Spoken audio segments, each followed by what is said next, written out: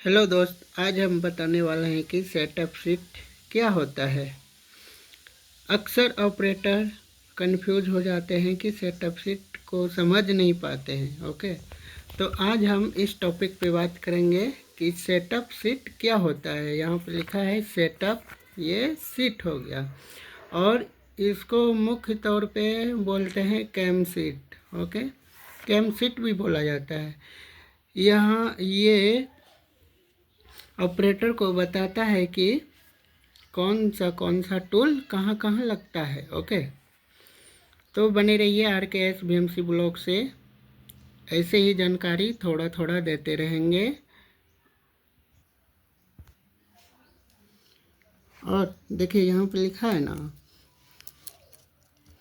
Setup sheet या cam sheet क्या होता है। सेटअप शीट या कैम शीट क्या होता है।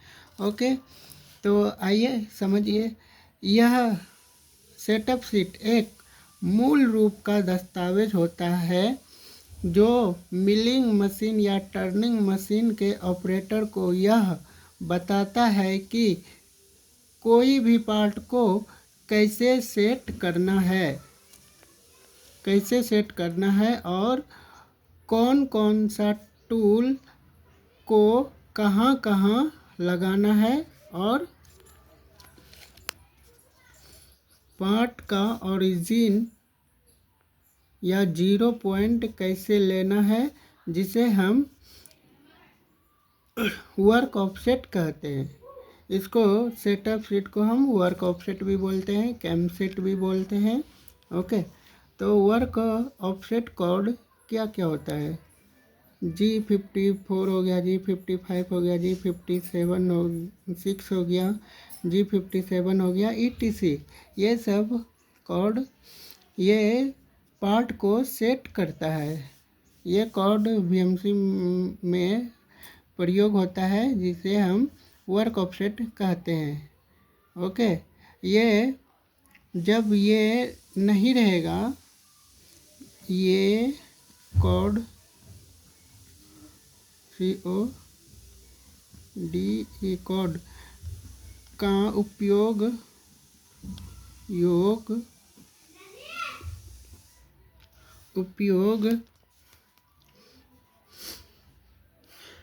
हम करते हैं। ये सब कोड का उपयोग हम करते हैं।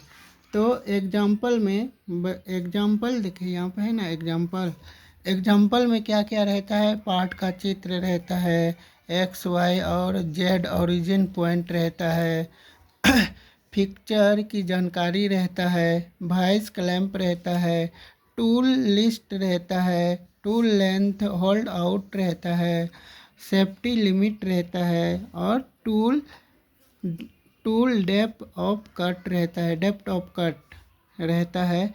ये सब रहता है और इसका चार्ट और जिस भी कंपनी में काम कर रहा है उस कंपनी का नाम भी दर्शाया जाता है सेटअप शीट में। ओके, और कस्टमर का नाम भी रहता है और मटेरियल कौन सा है उसका नाम भी रहता है, ETC। ये सब चीज़ सेटअप शीट पे रहता है। अब एग्जाम्पल देखिए, सेटअप शीट चार्ट।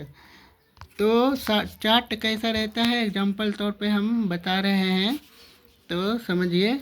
ये मेरा एक छोटा सा चार्ट हुआ, यहाँ से यहाँ तक एक छोटा सा चार्ट हुआ। ओके, तो पहला क्या रहता है, कंपनी का नाम रहता है। दूसरा क्या रहता है, कस्टमर नाम रहता है। तीसरा क्या रहता है, वर्क ऑर्डर नंबर रहता है। चौथा क्या रहता है, पार्ट नंबर रहता है और रॉ मटेरियल साइज रहता है और मटेरियल नेम रहता है। जैसे कि मटेरियल नेम क्या क्या हो गया, जैसे कि HS, MS, इनकोनल, टाइटेनियम, ये सब मटेरियल का नाम हुआ, ये सब धातु का नाम हुआ और मटेरियल का भी नाम इसको बोलते हैं।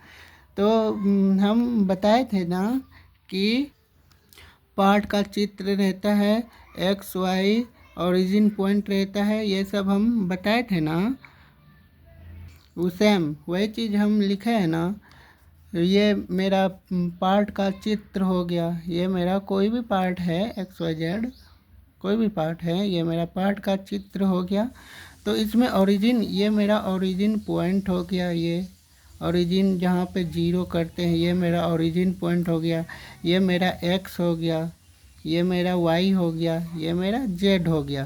तो इसका ये यहाँ से यहाँ तक की दूरी, यहाँ से यहाँ तक की दूरी जो होता है उसका डिवाइड करके हम जहाँ पे आएगा वो मेरा ओरिजिन पॉइंट होता है। ओके, वर्क ऑफसेट तो लेने के लिए जानते ही होंगे आप सब। तो वाई, ये मेरा वाई हो गया। देखिए यहाँ से ये दिशा से लेकर के ये दिशा तक हमको जितना भी डिस्टेंस आए, जितना भी वैल्यू आए उसका डिवाइडेड करके आधा करके जहाँ पे टूल रुके उसे हम ओरिजिन पॉइंट कहते हैं। ओके, यहाँ देखिए ये मेरा ओरिजिन पॉइंट हो गया, ये मेरा जेड हो गया, जेड का ये मेरा जेड हो गया। जेड जो है ये एक छोटा सा पार्ट है, इसका टॉप भाग है ये, यानी ऊपरी भाग है। ओके, ऊपरी भाग है। जैसे कि देख रहे हैं मेरे हाथ में कुछ प्लास्टिक का टुकड़ा है, इसको हम एग्जाम्पल के तौर पे बता रहे हैं। जैसे कि ये मेरा यहाँ से यहाँ तक X हो गया, ये मेरा यहाँ से यहाँ तक Y हो गया, और ये मेरा ऊपरी भाग को हम क्या बोलते हैं, Z बोलते हैं। तो जैसे कि आप सब समझ ही गए होंगे कि क्या क्या होता है। ओके, तो ये मेरा ओरिजिन पॉइंट है। ये देखिए ये मेरा बीच का सेंटर है, यहाँ पे ये मेरा बीच का सेंटर है, ये मेरा ओरिजिन पॉइंट है। और यहाँ से यहाँ तक की दूरी को हम X बोलते हैं और ये Y बोलते हैं। इसका डिवाइडेड करके जिधर आएगा, जो बिंदु पर आएगा, जैसे कि मान के चलिए मेरा ये बिंदु होगा। ओके, यहाँ पे मेरा ओरिजिन पॉइंट हो गया ये, तो ये मेरा ओरिजिन पॉइंट हो गया, जिसे हम वर्क ऑफसेट बताए थे ना, वर्क ऑफसेट भी होता है।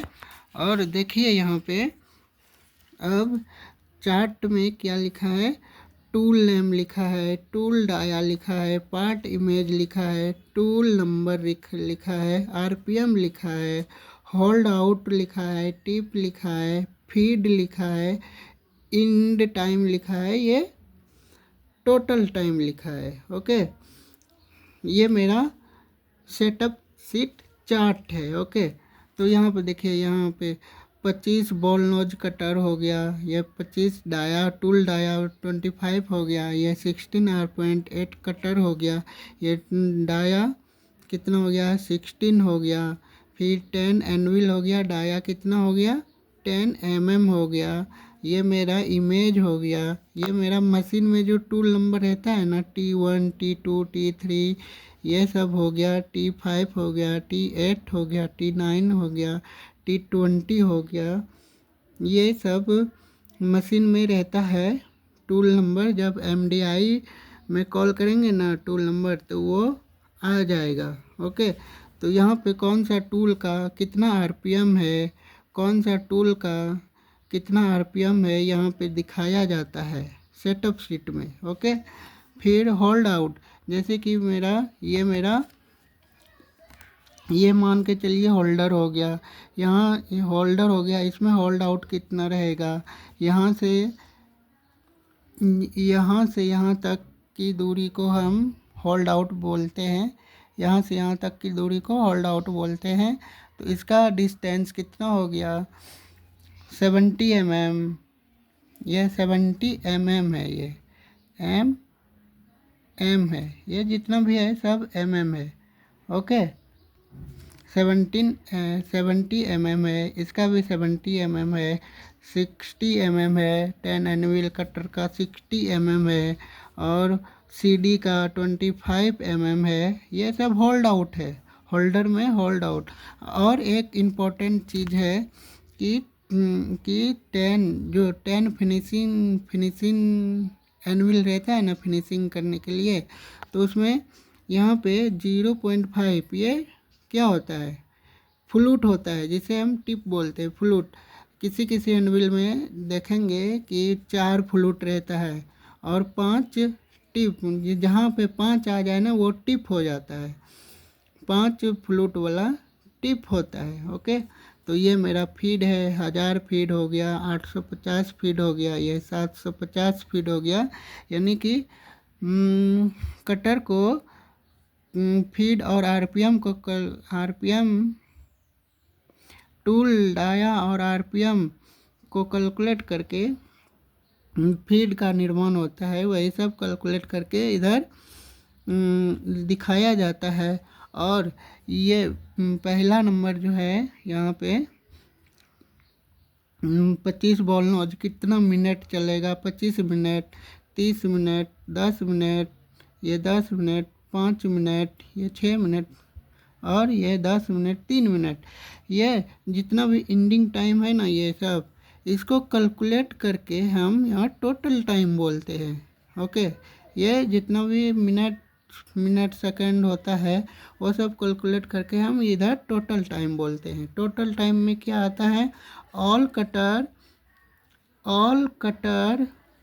2 आवर्स 5 मिनट, यानी कि जितना भी कटर रनिंग होगा वो 2 घंटा 5 मिनट में ही रनिंग होगा। ओके, ये सब मेरा सेटअप शीट चार्ट है। तो इस प्रकार से बने रहिए मेरे RKS BMC ब्लॉग से, तो ऐसे ही जानकारी देते रहेंगे। ये मेरा सेटअप शीट चार्ट हो गया।